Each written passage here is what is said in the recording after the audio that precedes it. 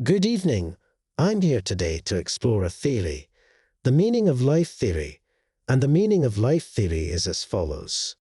What if the meaning of life is to be found in the passage of time, considering the present moment compared to 100 million years from now?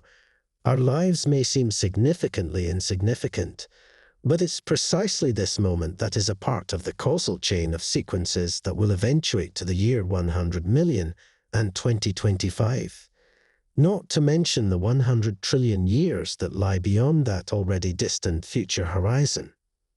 So the meaning of life can be summarized to say what you do today matters. What you do every day matters. You're an echo shaped by your environment.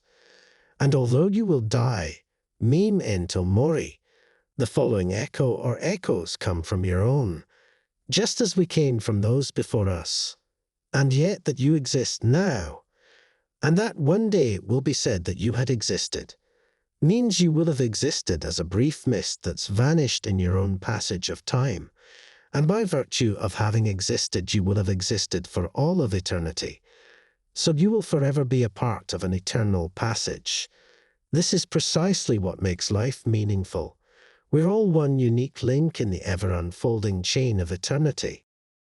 This passage is a deeply philosophical meditation on the nature of time, existence, and meaning.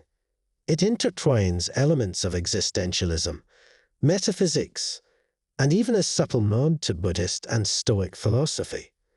Let's unpack its core ideas and explore its ultimate noumenal meaning, the essence beyond mere appearances. 1. Time is the fabric of meaning. The passage posits that meaning is inherently tied to the passage of time. This suggests that time is not merely a neutral backdrop against which existence occurs, but is itself the very substance through which meaning emerges.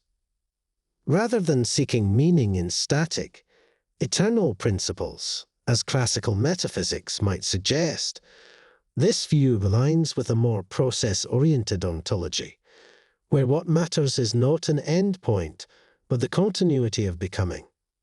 The significance of existence is thus derived not from a fixed moment, but from its placement in an ongoing sequence, an unfolding causal chain stretching beyond human comprehension.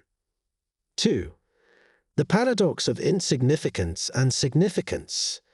The meaning of life theory juxtaposes the vastness of time, hundreds of millions, even trillions of years, with the fleeting nature of the individual existence. The initial impulse might be nihilism. Compared to such vast stretches of time, individual lives seem almost meaningless. However, the passage argues that this very insignificance is paradoxically what grants significance. To exist in a vast continuum does not negate meaning, it amplifies it.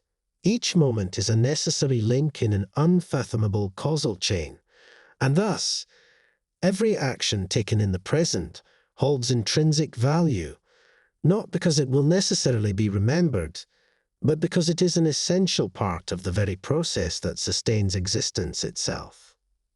3. Echoes and the interconnectedness of being. The notion of being an echo speaks to the interconnected nature of existence. No individual stands apart from the past or future. Instead, each life is shaped by previous ones and, in turn, shapes those that follow. This recalls both the Buddhist concept of dependent origination and existentialist notions of legacy. Our actions ripple outward beyond our own lifespans. Even if the self perishes, its effects persist. To exist, even momentarily, is to contribute to an endless reverberation through time. In this sense, one's life is never fully erased because its consequences interweave with the lives that follow, much like an echo never truly ceases, but instead dissipates into the larger chorus of existence. 4. Memento mori and the eternal return. The invocation of memento mori, the reminder that one will die, grounds the philosophy in a sobering existential reality. However, Instead of leading to despair, it is reframed as a kind of liberation. The passage suggests that by fully acknowledging mortality, one realizes that existence itself is already eternal. The claim that by virtue of having existed, you will have existed for all eternity, suggests an ontological structure where past existence is never undone. This subtly recalls Nietzsche's idea of the eternal recurrence, the notion that if something has happened once, it has, in some sense, always happened and will always happen. In other words, to have lived at all is to have been woven into the fabric of eternity. 5. The unfolding chain of eternity. The final conclusion of the passage ties everything together. Life's meaning is derived from being a unique and irreplaceable link in the ever-unfolding chain of eternity.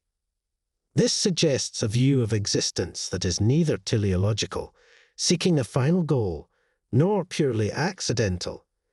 Instead, life is meaningful because it is an integral part of a larger continuum.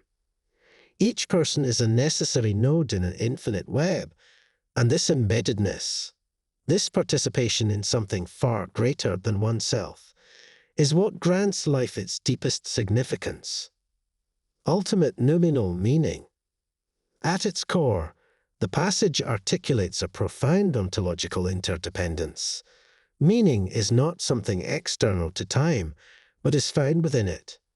The noumenal essence of this text, the reality behind its mere appearance, is that life does not need an external justification.